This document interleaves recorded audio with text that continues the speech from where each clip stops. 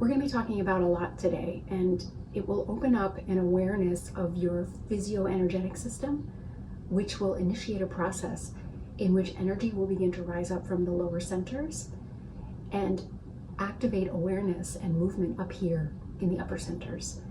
And a purifying force will begin sweeping through these upper centers.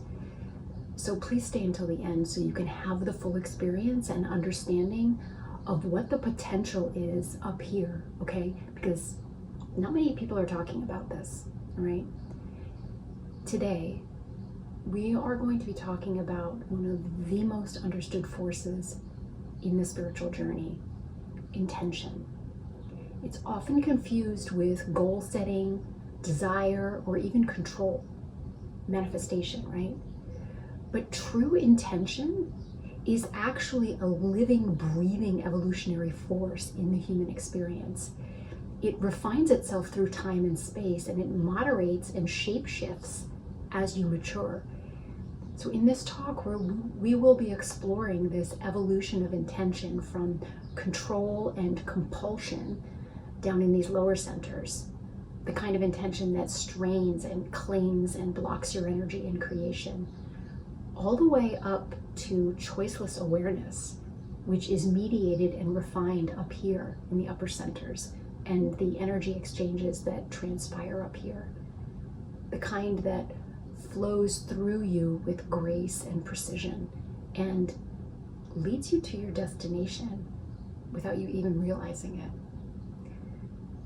Because there is an inherent organic and intentional flow to this lived experience that we're having that kind of defies understanding. And if you look back on your life, you'll probably see that this has been true for you. It certainly has been for me. In fact, I'm in the midst of an unexpected and significant internal shift right now that really kind of surprised me and caught me off guard in a very subtle and deeply moving way. Like, oh, wow, like, that's a change, right? Perfect.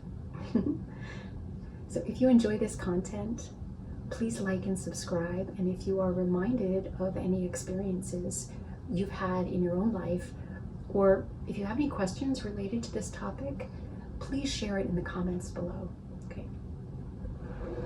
So the scriptures describe a system that mediates all experience. It's called the Antaḥkaraṇa, or inner instrument.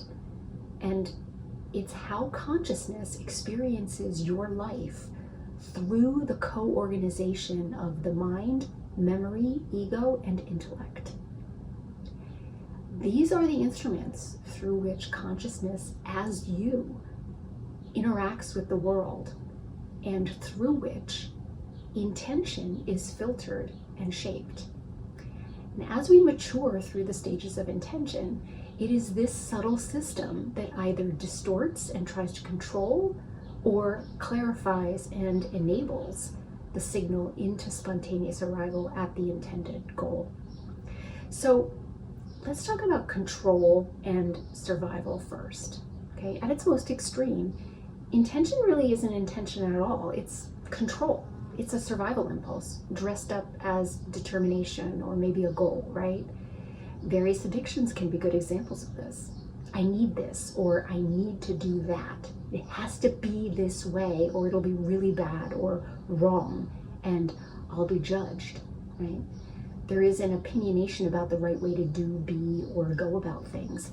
And addictions can show up in a variety of ways that we or the larger society generally consider to be normal and healthy, right?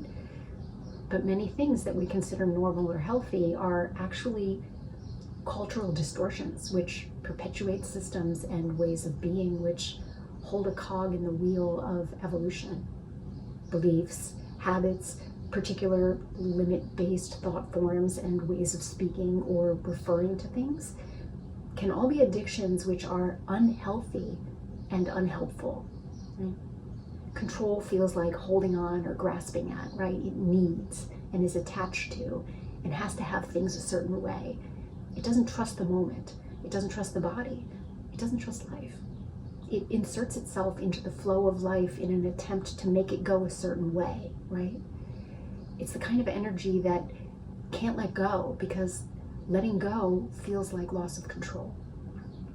At this level, the Antaḥkaraṇa is clouded by trauma and early conditioning, right?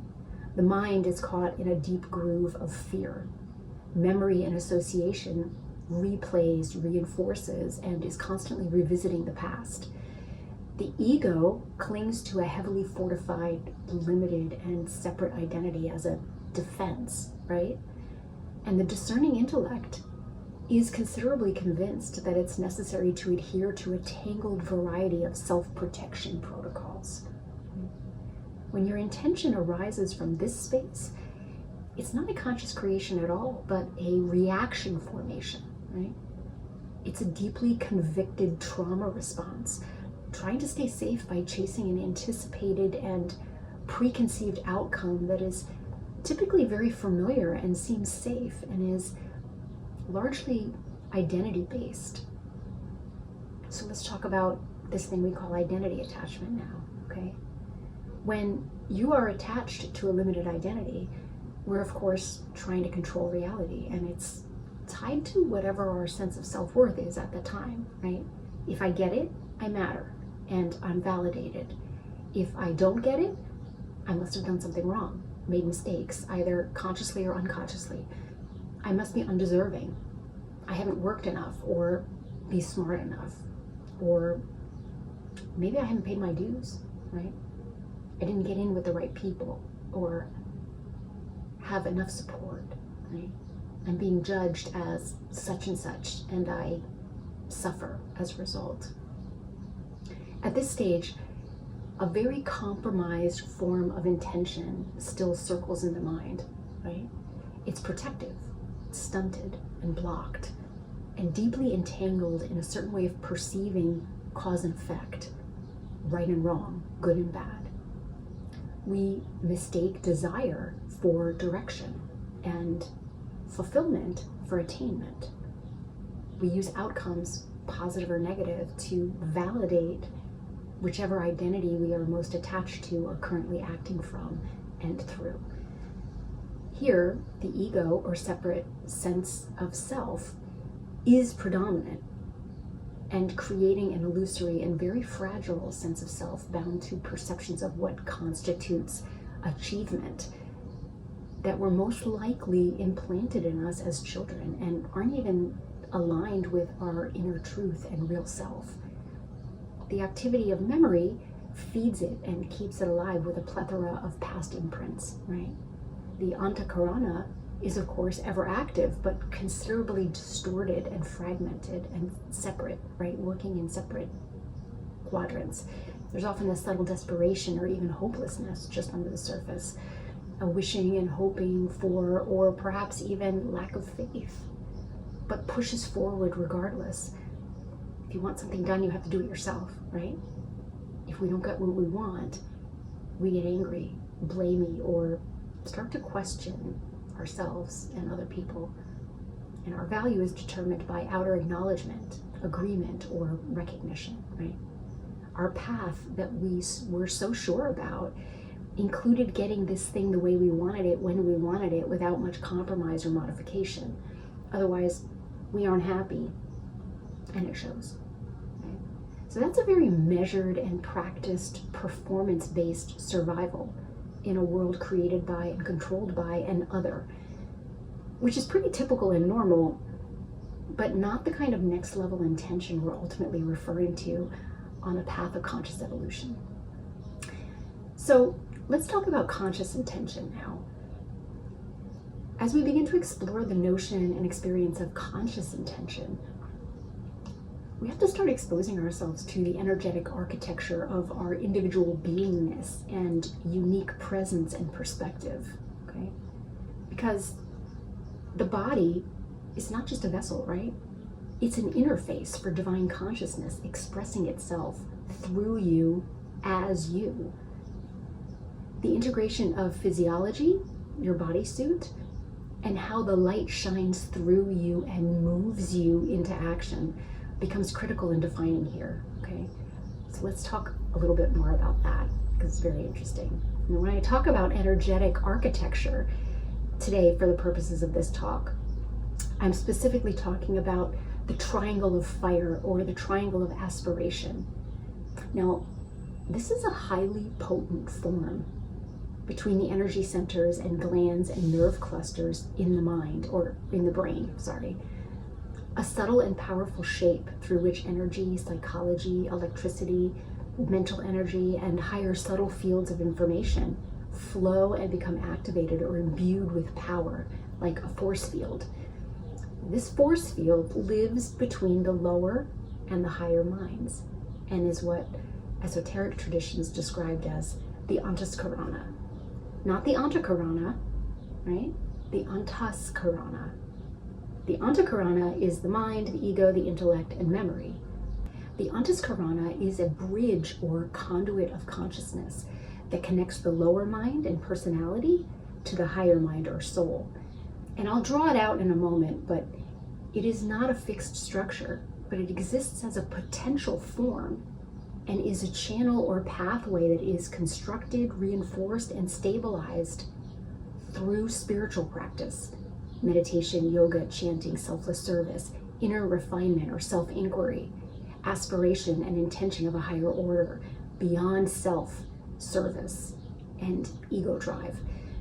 This is why all the great spiritual traditions refer to their practices, yoga, chanting, meditation, prayer, mantra repetition, selfless service, devotion, etc., as purifying practices, because they serve a highly important function to refine and clear the space in the head and the heart for this thread, which ultimately serves to carry consciousness across planes. And I'm going to elaborate on that a little more later, or actually probably in a different video, but because I want to stay focused on this one thing here. So this thread links the transitory, ephemeral, separate ego self-sense to the eternal self. Now, the Antaskarana is actually a combination of structures, okay? It's a triangle between the Alta Major Center, the third eye, and the crown, okay? And once that becomes activated and balanced or conditioned, purified, this thread of intention is dropped down from the higher mind through the crown to the lower mind, and then ultimately into the heart center. And as it drops down, it passes through the pineal gland, the reticular activating system, the vagus nerve, the throat, the high heart, and the heart. And the heart is where this purified and refined guidance is received and anchored in.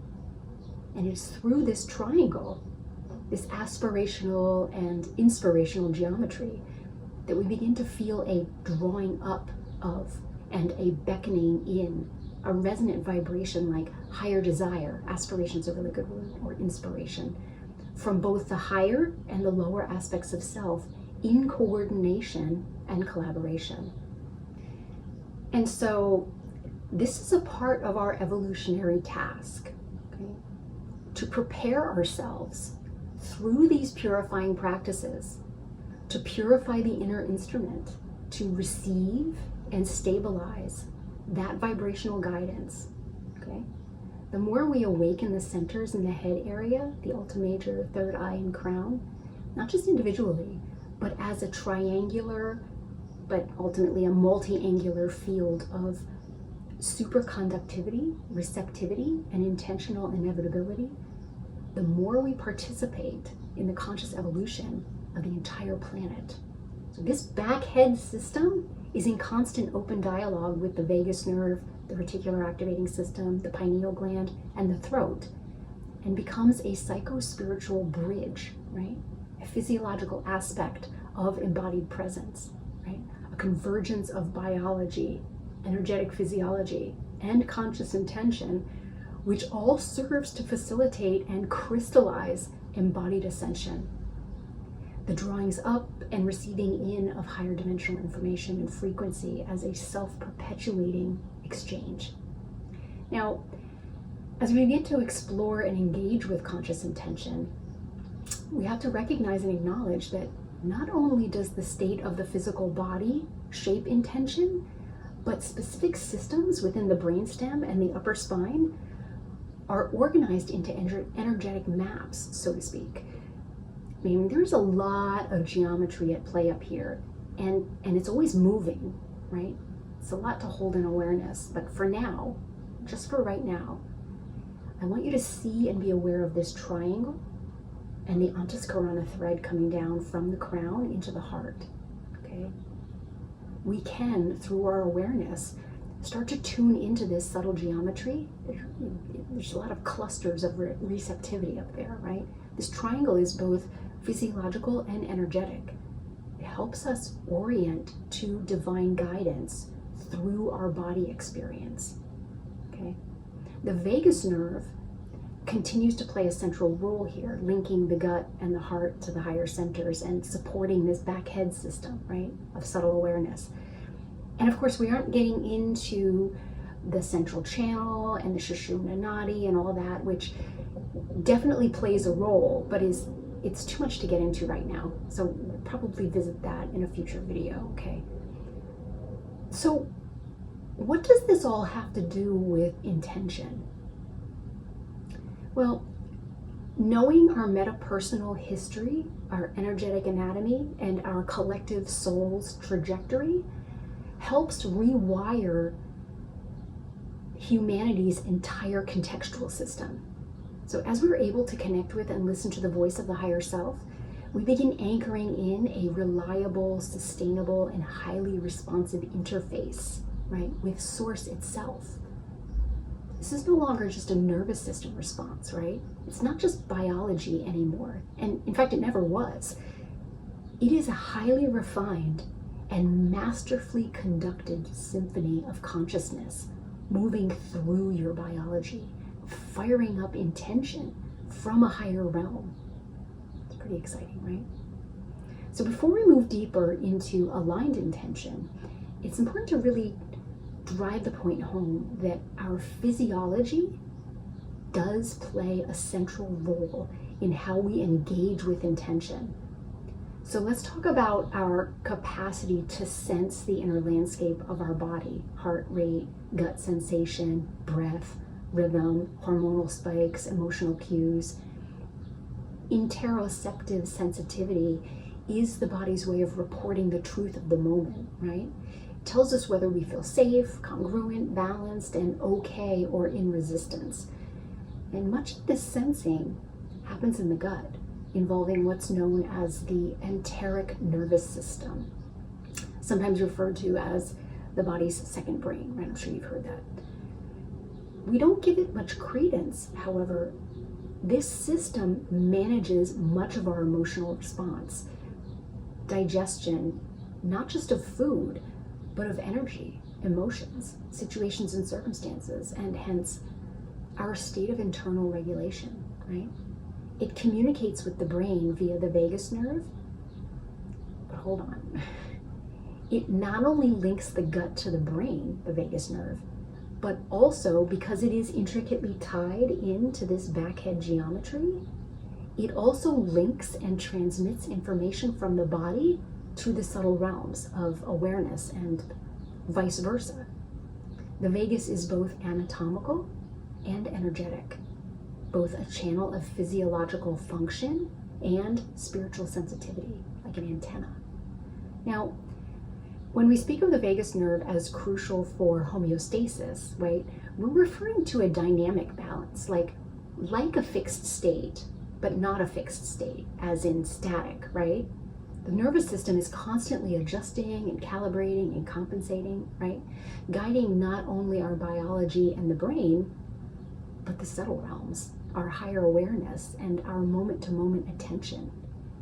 It is through this dual lens that we begin to notice how conscious will or intention affects our experience of and capacity for internal stability, physiological, psychological, emotional, mental, etc.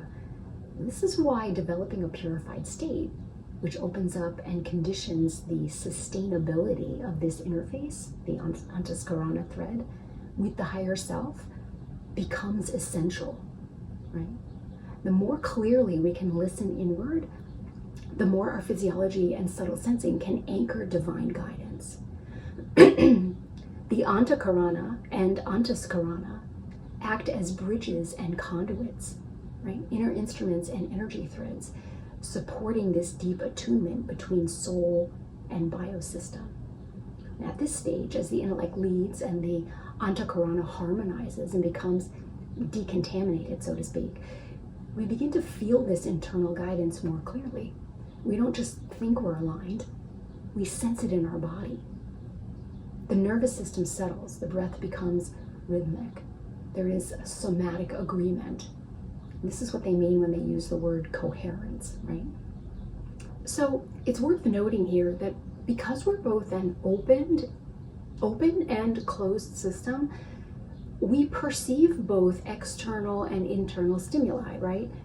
But it's our interoception, this inner sensing, that determines how intention will land, be interpreted, or made flesh and flow through us. The more we are attuned to this inner field, the more we have purified our biological and spiritual flesh, the more consciously we can engage with the outer world with greater responsibility and grace. When extra conscious will arises in this embodied way, it literally rewires the brain and nervous system for you. Intention becomes not just a mental act of will, but a somatic interpretation or moving out of the subtler realms, right? A moving, breathing, speaking, seeing integration of formlessness into form. And eventually, the hard edges of the mind, ego, personality, and intellect all soften. We don't have to think about it so much anymore, or effort, right? Images arrive that we didn't consciously or willfully fashion. We realize that intention can come from a deeper place, from a higher place, from inspiration, inner vision, and openness. We begin to set intentions from a felt sense of clarity, not fear-based desire. We see with our inner eye the actions and outcomes and final products. Right? We choose from what comes before us to choose from. We take the next actions that will lead in the direction we're headed, and then we let go. At this stage, the purified intellect begins to direct and lead. The Antaḥkaraṇa is balanced and harmonized. The mind acts in service, not insisting it's the master. The ego is no longer driving, but assisting by playing its individual part perfectly. This is the divinely coordinated stage resulting from mental discipline, spiritual practice, and integration. We're no longer forcing reality, but we are participating with it, allowing it to flow from us and with us as an integral partnering. There's still a sense of I, but it's less needy, less resistant, more trusting, and more attuned. Then we begin to experience increasing subtle intention and more consistent synchronicity. And from here, intention becomes lighter, right? It starts to become playful, like a whim or a fancy. This is where subtle intention meets spiritual synchronicity. You don't have to work as hard. You just keep up with your spiritual practices so the channel stays open and you can simply show up, align, and delight in the play that's arising around you. Your frequency does more of the creating than your mind does. You begin to feel the universe moving with you as you. You are swept up in an energetic flow which is continually dancing with you. Right? Here, the Antaḥkaraṇa becomes almost transparent and its aspects are highly synchronized and almost completely overlaid, right? It no longer filters consciousness through memory, fear, or need. It becomes a polished lens through which subtle desire moves thoughts, ideas, and notions into manifestation without modification. This is the realm of do less, allow more, right? Do less, align more. And I feel like I need to say something about maybe clarify the difference between surrender and avoidance, or thinking oh, I'm just going to go with the flow, right? Because I think people might get stuck here. And you know how the ego and the intellect are always being so clever, and they hear the word surrender and then use it as an excuse to throw up their hands and disconnect and not take responsibility, or maybe allow or accept things which shouldn't be allowed or accepted, right? So let's be clear, okay? Surrender is not passivity or avoidance. Avoidance feels like disconnected, detached, or distracted by other things in an ignoring kind of way, right? Frozen and checked out. It resists full involvement and responsibility. It numbs or delays, right? Whereas healthy surrender is fully awake, fully present and aware. It's deeply alive. It doesn't deny, avoid, or ignore what's present. It has like all hands on deck, so to speak, in a way, and allows the energy of the moment to move with and through in a fully engaged way. Right? Real surrender makes you feel more aware, not less. One way to tell the difference is that after real surrender, you feel peace, clarity, and organic readiness to act, whereas after avoidance, you feel stuck or stagnant or vaguely ashamed or maybe regretful, right? Surrender has nothing to do with inaction. It's a very freeing dynamic and actually a right relationship with action, if there's such a thing.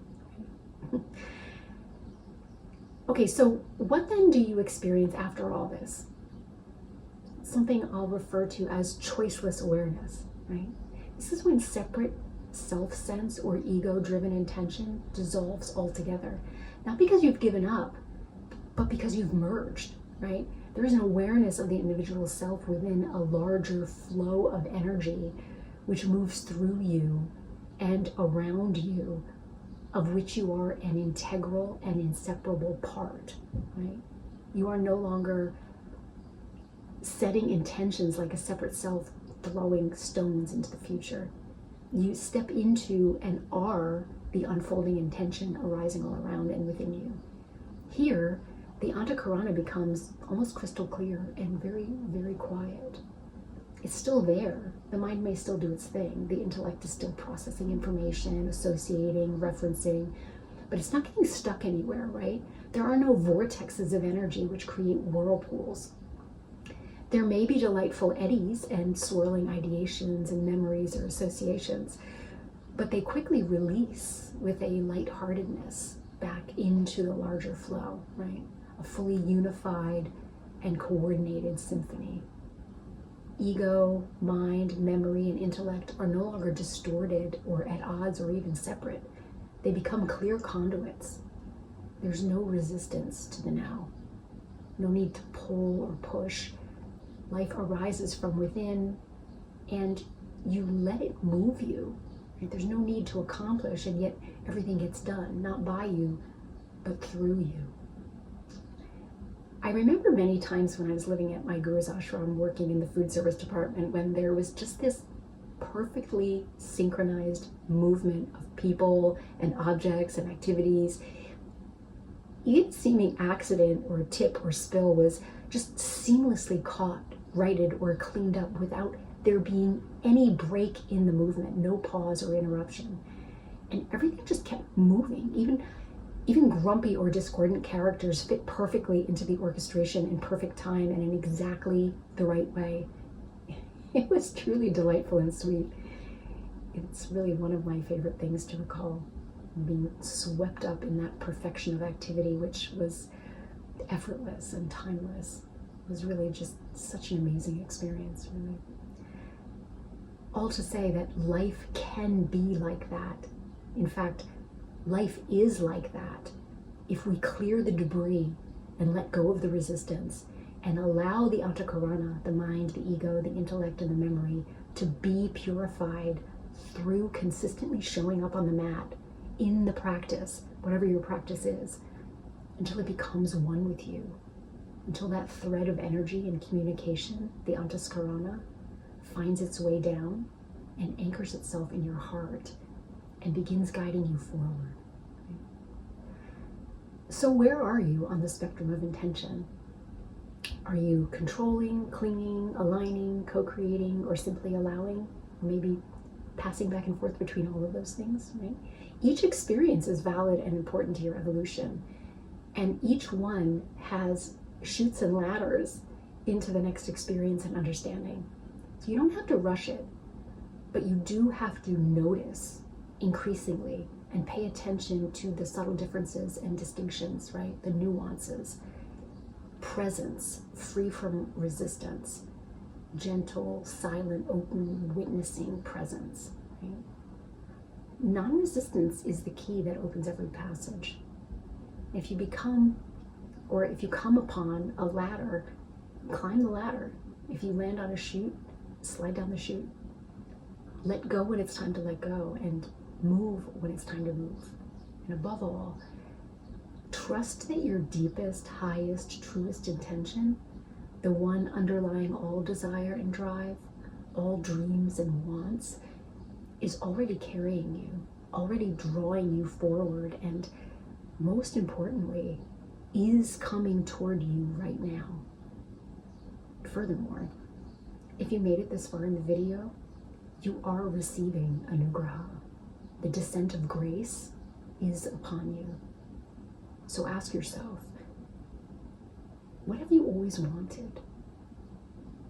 You might not know right away, or maybe you need to sit with it for a few days, because that dream has been buried in the deepest recesses of your heart for many, many years, layered over with day-to-day responsibilities and expectations and duties, and all the things that pull your attention away from what matters most.